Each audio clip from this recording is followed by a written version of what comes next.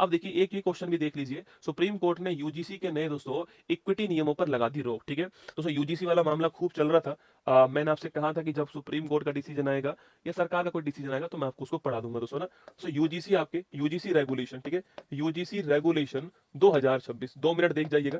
UGC regulation 2026 आपको अलग अलग जगह बहुत कुछ दिखाई देगा, पर मैं आपको छोटी सी दोस्तों बात समझा रहा हूँ। यूजीसी रेगुलेशन 2026 की हम लोग बात करते हैं। ठीक है, यूजीसी रेगुलेशन 26 आपके सो एक्चुअली में ये 2012 का जो रेगुलेशन था इसको रिप्लेस कर रहा है। ठीक है, 2012 के जो रूल्स थे इनको रिप्लेस करने के लिए, इन्हें रिप्लेस करने के लिए नए रूल्स लाए गए, जिसका नाम आपके यूजीसी रेगुलेशन 2026 आपको ध्यान रखना है। ठीक है दोस्तों, अगला क्वेश्चन आपके सामने यहाँ पर, यूजीसी का मतलब होता है यूनिवर्सिटी ग्रांट कमीशन। भारत में जितनी भी यूनिवर्सिटी हैं आपके, सेंट्रल यूनिवर्सिटी जितनी भारत के अंदर है, जितने भी कॉलेजेस हैं आपके भारत में, वो किसके अंडर चलते हैं? वो सारे के सारे यूजीसी के दोस्तों अंडर चलते हैं, आपको ध्यान रखना है। ठीक है, इन्होंने दोस्तों ये कहा नए रूल्स में कि एससी और एसटी, दोस्तों पहले भारत में 12 के रूल्स के अंदर एससी एसटी शामिल था कि अगर कोई भी छात्र किसी एसटी एसटी के छात्र के साथ भेदभाव करेगा तो उसके दोस्तों वहां पे कार्रवाई होती थी, कॉलेज के अंदर ये काम था। ठीक है, अब ये कहा गया कि एससी एसटी के साथ में ओबीसी को भी जोड़ दिया गया। ठीक है, एससी एसटी ओबीसी छात्र जो है, अगर इनके साथ में कॉलेज परिसर में कोई भी भेदभाव का कार्य हुआ,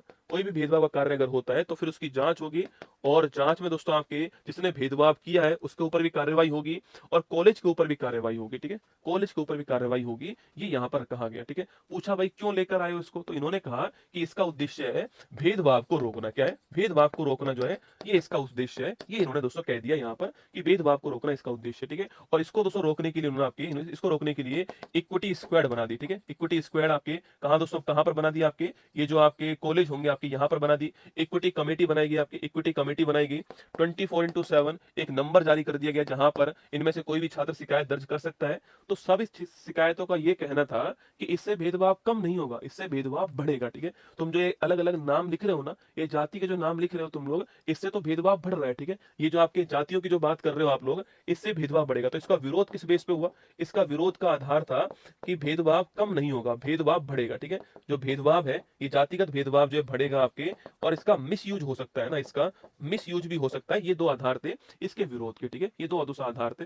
तो मामला सुप्रीम कोर्ट पहुंच गया। सुप्रीम कोर्ट में जो है इसकी पीआईएल जारी होती है ना, सुप्रीम कोर्ट के अंदर पब्लिक इंटरेस्ट लिटिगेशन जो है वो आपके दायर की गई आपके, और सुप्रीम कोर्ट में सुनवाई होती है। ठीक है, कब होती है? सुप्रीम कोर्ट में दोस्तों कल सुनवाई हुई आपके, और कल सुनवाई के अंदर सुप्रीम कोर्ट ने इसके ऊपर स्टे लगा दिया है। ठीक है, 2026 के जो रूल्स हैं इनके ऊपर स्टे लगा दिया सुप्रीम कोर्ट ने, और सुप्रीम कोर्ट ने कहा है कि हम अगली सुनवाई जो है मार्च में करेंगे ना, मार्च में अगली सुनवाई करेंगे, तब तक इस पर स्टे रहेगा, और तब तक 2012 के जो रूल्स हैं आपके लागू रहेंगे। ठीक है, जब तक आपके 2012 के जो रूल्स हैं वो लागू रहेंगे। सुप्रीम कोर्ट ने किस बेस पे दोस्तों स्टे लगाया? सुप्रीम कोर्ट ने साफ साफ कहा है कि जो ये परिभाषा है ना ये बिल्कुल अस्पष्ट है। ठीक है, सुप्रीम कोर्ट ने कहा है कि जो ये परिभाषा है, ये जो क्लोज है, परिभाषा जो है ये अस्पष्ट है। ये जो भाषा है ना, ये जो भाषा है दोस्तों ये अस्पष्ट है। ये जातिगत जो क्लोज है आपके, जाति वाला जो क्लोज है, ये जाति वाला क्लोज भी क्या है? ये भी आपके अस्पष्ट है। ठीक है, ये भी अस्पष्ट है, इससे भेदभाव बढ़ सकता है। ये किसने कहा? सुप्रीम कोर्ट ने कहा है। तो सुप्रीम कोर्ट ने कहा है कि ये जो आपकी जो लैंग्वेज यूज की गई है वो स्पष्ट है,